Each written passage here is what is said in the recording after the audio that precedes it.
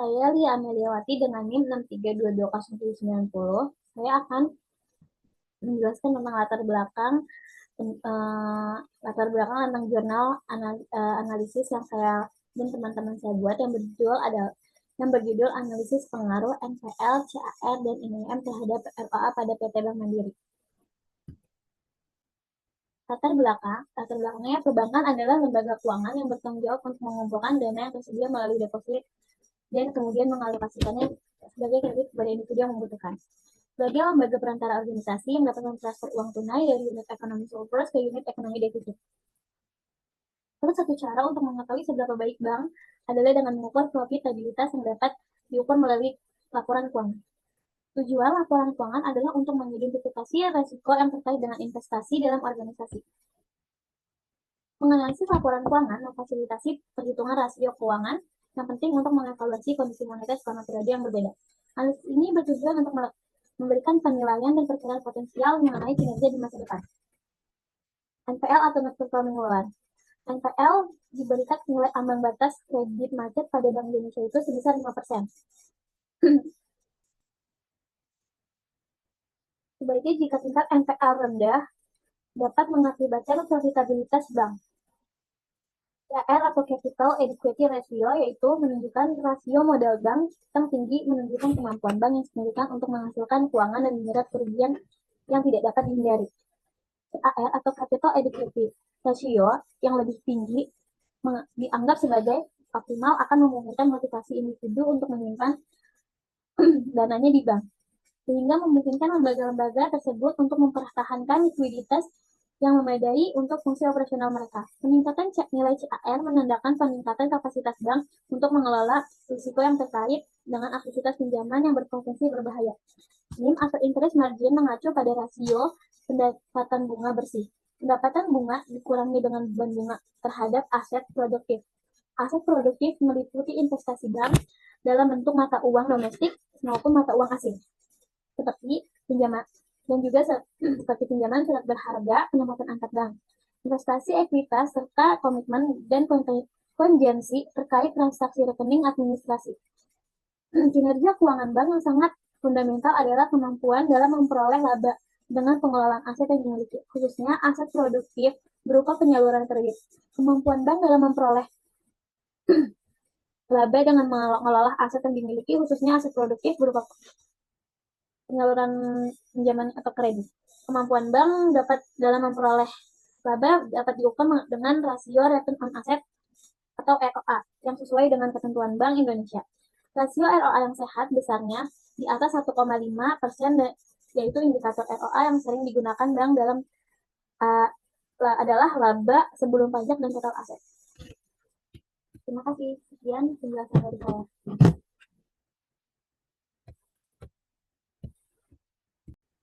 Selanjutnya, rumusan masalah di sini ada 4 poin dalam rumusan masalah jurnal penelitian tersebut. Poin pertama yaitu apakah NPL berpengaruh secara parsial terhadap ROA pada Bank Mandiri.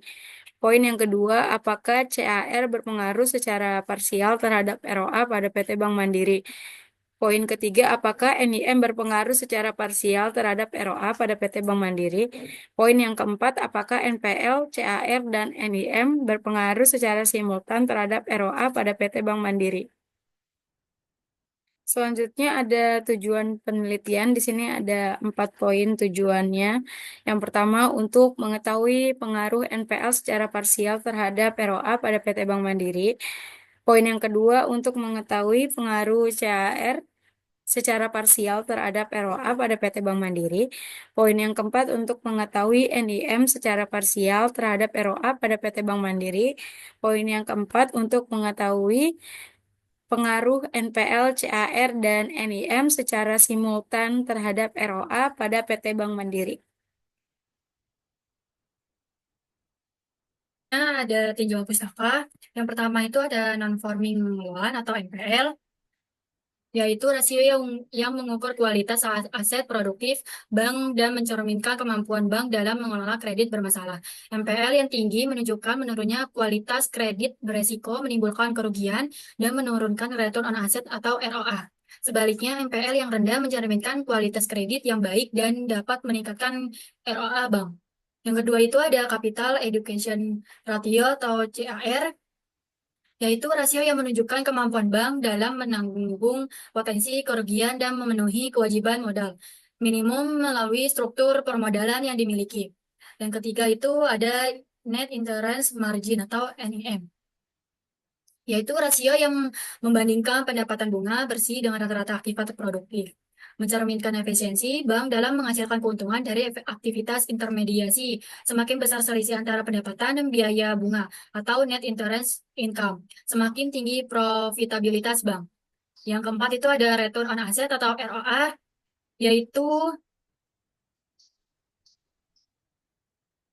rasio kecukupan modal minimum yang wajib dimiliki bank dan menunjukkan kemampuan bank dalam memenuhi kebutuhan modal.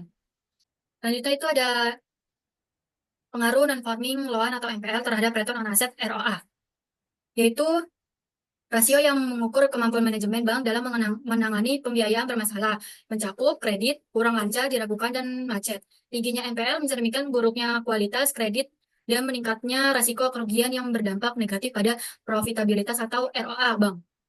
Pinjaman bermasalah menimbulkan biaya tinggi dan peluang pendapat yang hilang sesuai peraturan Bank Indonesia nomor 15 02 PBI pada tahun 2013. MPL neto ideal di bawah 5% untuk menjaga kesehatan bank. Berdasarkan hal tersebut, hipotesis penelitian ini menyatakan bahwa MPL berpengaruh signifikan terhadap ROA. Berarti H1-nya net performing loan atau NPL berpengaruh secara signifikan terhadap return on asset atau ROA. Yang kedua itu ada pengaruh capital education ratio atau CAR terhadap return on asset atau ROA,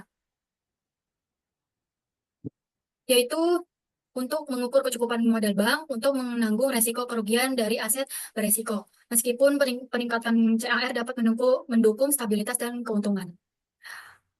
Penelitian subjektif dan Wardani pada tahun 2023 menunjukkan CAR berpengaruh negatif terhadap ROA karena penggunaan modal yang tinggi tidak diimbangi dengan peningkatan profit. Berdasarkan hal ini, hipotesis penelitian menyatakan bahwa CAR berpengaruh signifikan terhadap ROA.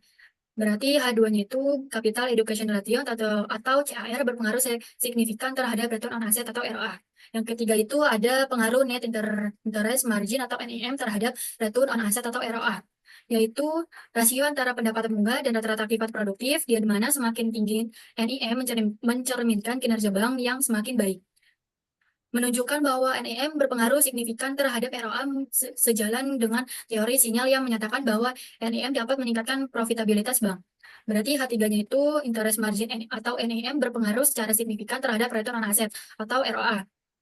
Yang terakhir itu ada pengaruh net performing loan atau NPL, capital education ratio atau CAR, dan interest margin atau NIM terhadap return on asset atau ROA, yaitu untuk memenuhi CAR sebagai penyangga terhadap potensi kerugian dari aset beresiko. NPL mengukur kemampuan bank mengelola kredit bermasalah, sedangkan NIM menilai efisiensi bank dalam menghasilkan pendapatan bunga dari aktiva produktif. ROA menunjukkan tingkat profitabilitas bank dari total aset yang dimiliki. Semakin tinggi ROA, semakin baik kinerja bank. Berdasarkan penelitian sebelumnya, hipotesis dalam penelitian ini adalah bahwa CAR, NPL, dan NIM berpengaruh signifikan terhadap ROA. Berarti H4-nya itu non-performing loan atau NPL, capital education ratio atau CAR, dan net interest margin atau NIM berpengaruh secara parsial terhadap return on asset atau ROA. Selanjutnya adalah metode penelitian. Jenis penelitian yang digunakan pada penelitian ini adalah penelitian kuantitatif. Data yang digunakan yaitu laporan keuangan selama 25 periode. Dalam penelitian ini, digunakan dua jenis variabel, NPL, CAR, dan NIM, sebagai variabel independen dan serta ROA sebagai variabel dependen. Selanjutnya ada uji multikolinearitas. Uji multikolinearitas dilakukan untuk menentukan apakah terdapat kolerasi yang signifikan antara variabel dalam model regresi linear berganda. Selanjutnya ada uji autokorelasi.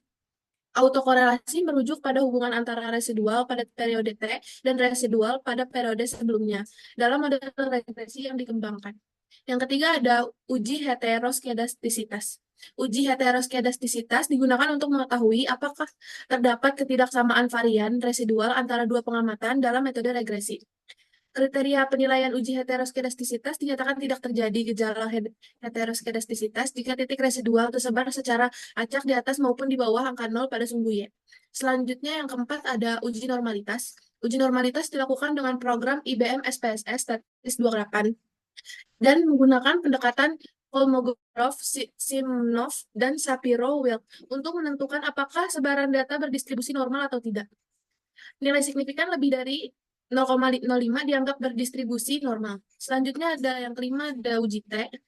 Untuk menunjukkan seberapa besar pengaruh variabel independen secara terpisah, secara parsial atau individual terhadap variabel dependen, uji T digunakan. Jika T hitung lebih besar dari T table dan tingkat signifikan lebih kecil dari 5%, maka lolos uji T. Yang keenam ada uji F. Uji F adalah teknik statistik yang digunakan untuk membandingkan varian dua atau lebih kelompok untuk menentukan apakah mereka memiliki varian yang sama. Uji F juga dikenal sebagai analisis varian atau ANOVA.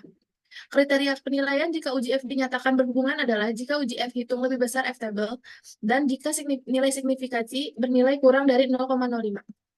Yang ketujuh ada koefisien determinasi. Selanjutnya ada nomor 7, ada koefisien determinasi. Tujuan dari uji koefisien determinasi ini adalah untuk mengetahui seberapa besar kapasitas variabel independen untuk menjelaskan variabel dependen. Yang ke-8 ada persamaan regresi. Metode regresi linear berganda digunakan untuk menganalisis pengaruh CAR, NPL, NIM, dan ROA terhadap profitabilitas di PT Bank Mandiri. Di sini saya akan melakukan tutorial untuk analisis data. Di sini sudah ada sebanyak 25 tabel data yang akan saya uji. Yang pertama, saya akan melakukan analisis data. Yang pertama, kita pilih menu Analyze. Kita pilih menu Regression. Setelah itu kita pilih menu Linear. Di kolom dependen kita masukin ROI sebagai variabel Y. NPL, CAR, dan NIM masukkan kepada kolom independen sebagai variabel S1, X2, dan S3. Setelah itu kita pilih menu statistik. Di sini kita pilih di menu dialognya kita pilih collinear diagnosis dan residualnya Darden-Watson. Setelah itu continue dan kita pilih menu save. Setelah itu di residualnya kita pilih unstandardized dan kita klik continue. Setelah itu kita klik OK.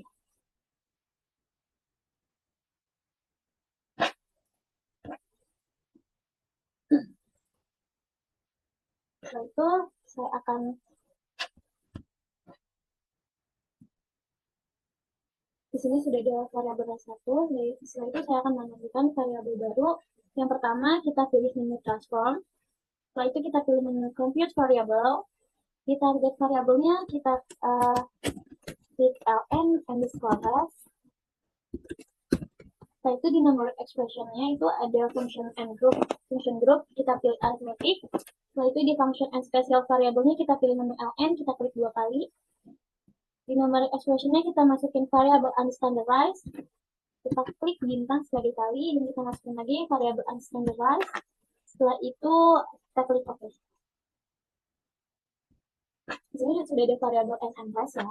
Setelah itu kita akan tutorial untuk uji normalitas. Yang pertama kita pilih menu analyze. Kita pilih menu analyze, kita pilih non-parametric test. Setelah itu kita pilih regresi dialog. Setelah itu kita pilih one sample KS. Di tes variabel listnya kita masukin variabel unstandardized residualnya. Setelah itu kita klik OK. Setelah itu kita akan tutorial untuk analisis uji heteroskedastisitas. Yaitu yang pertama kita pilih menu analyze, kita pilih menu regression, kita pilih menu linear. Di sini kita reset dulu dan di kolom dependennya kita masukkan variabel L and rise dan di independennya kita masukin NPL, CAR, dan NM, yaitu X1, X2, dan X3. Setelah itu kita pilih menu plot. Di X-nya kita masukin variabel side, di Y-nya, di variabel Y-nya, dan di X-nya kita masukin get rate di X. Setelah itu kita klik continue dan kita klik OK. Yang tutorial dari saya, terima kasih. Selanjutnya di sini ada hasil penelitian. Yang pertama itu ada uji normalitas. Ini dari tabel ini diperoleh nilai signifikansinya itu sebesar 0,200, yang berarti lebih besar dari 0,05. Berarti dapat ditarik kesimpulan bahwa data dalam penelitian ini berdistribusi normal. Lanjut, yang kedua, itu ada uji multikolinearitas. Yang pertama ada variabel NPL, itu nilai toleransinya itu sebesar 0,468, yang berarti lebih besar dari 0,01, dan FIF-nya lebih kecil dari 10, yaitu 2,139. Yang berarti variabel NPL ini lulus dari uji multikolinearitas. Yang kedua itu ada variabel CAR, nilai toleransinya itu lebih besar dari 0,01, yaitu 0,316, dan FIF-nya kurang dari 10, yaitu 3,165. Yang berarti variabel CAR ini lolos uji multikolinearitas. Yang terakhir itu ada variabel NIM, itu nilai toleransinya itu lebih besar dari 0,1, yaitu 0,452, dan FIF-nya kurang dari 10, yaitu 2,213, yang berarti variabel NIM itu lolos uji multikolinearitas. Yang berarti variabel independen ini lolos uji multikolinearitas. Lanjut. Nah, selanjutnya di sini ada uji heteroskedastisitas.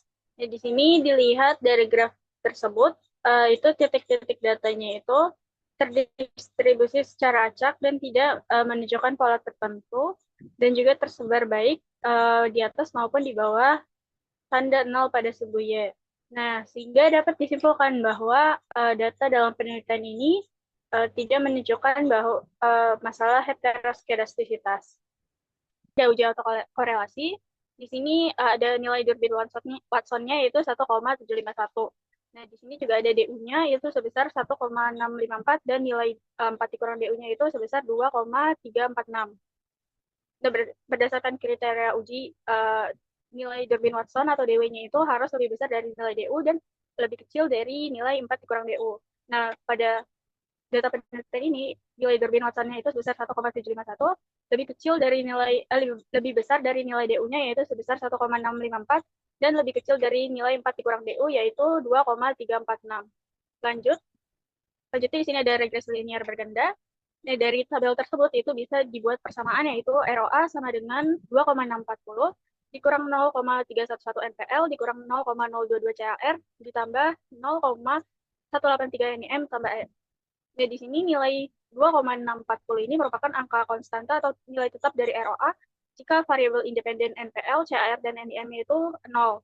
Yang kedua itu ada nilai NPL itu mempunyai nilai negatif yaitu sebesar minus 0,311, yang berarti jika NPL naik 1%, maka ROA akan turun sebesar 31,1%. Selanjutnya CAR di sini juga mempunyai nilai negatif yaitu minus 0,022, yang berarti jika CAR-nya naik 1%, maka ROA-nya akan turun sebesar 2,2%. Selanjutnya yang terakhir ada variabel NIM, itu nilainya positif sebesar 0,183, yang berarti jika NIM-nya naik 1%, maka ROA-nya akan naik sebesar 18,3%. Selanjutnya di sini adalah koefisien determinasi, yaitu dilihat dari tabel adjust R-square-nya itu sebesar 0,480. Yang berarti bahwa variabel independen NIM, NPL, dan CAR ini berkontribusi terhadap variabel dependennya itu ROA sebesar 48%. Sedangkan sisanya itu 52% berasal dari faktor-faktor lain yang tidak menjadi faktor utama dalam penelitian ini. Nah, selanjutnya di sini ada uji T. Yang pertama ada variabel NPL, yaitu nilai T hitungnya sebesar minus 2,444, yang berarti lebih besar dari T tabelnya, yaitu 2,080. Dan nilai signifikansinya itu lebih kecil daripada 0,05, yaitu 0,023.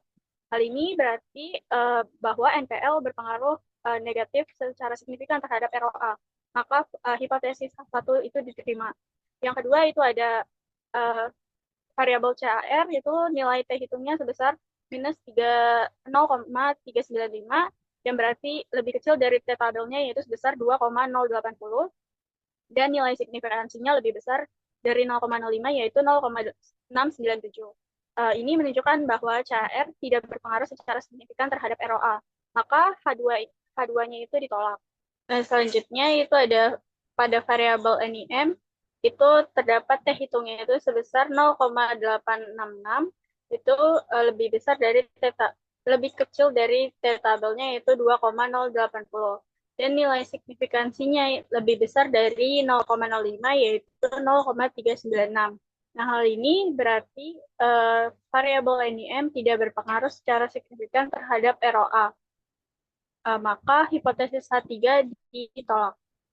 Selanjutnya di sini ada uji F.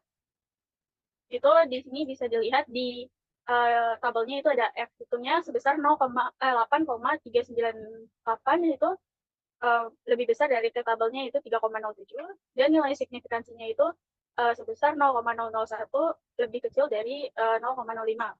Maka bisa dikatakan bahwa variabel dependen itu NPL, CAR, dan NIM ini berpengaruh secara simultan terhadap ROA.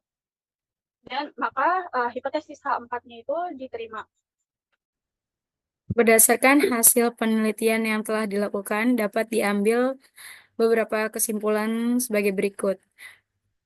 Yang pertama, net performing loan atau NPL berpengaruh negatif dan signifikan terhadap return on asset atau ROA pada PT Bank Mandiri Persero Tbk.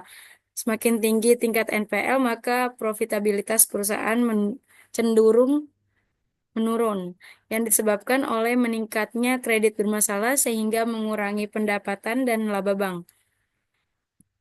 Yang kedua, capital adequacy ratio atau CAR tidak berpengaruh signifikan terhadap ROA. Hal ini menunjukkan bahwa tingkat kecukupan modal yang dimiliki belum mampu dioptimalkan untuk meningkatkan profitabilitas bank, sehingga modal yang kuat tidak selalu berdampak langsung terhadap kinerja keuangan. Poin yang ketiga, secara simultan, variabel NPL, CAR, dan NIM berpengaruh signifikan terhadap ROA.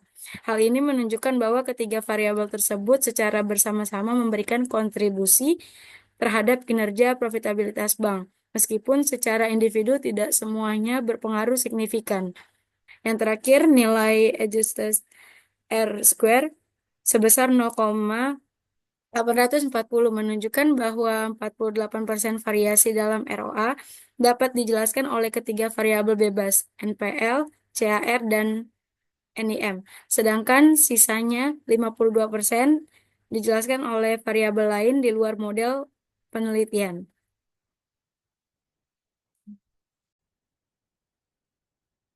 Selanjutnya, saran. Berdasarkan hasil penelitian dan kesimpulan yang telah diperoleh, maka terdapat beberapa saran yang dapat diajukan.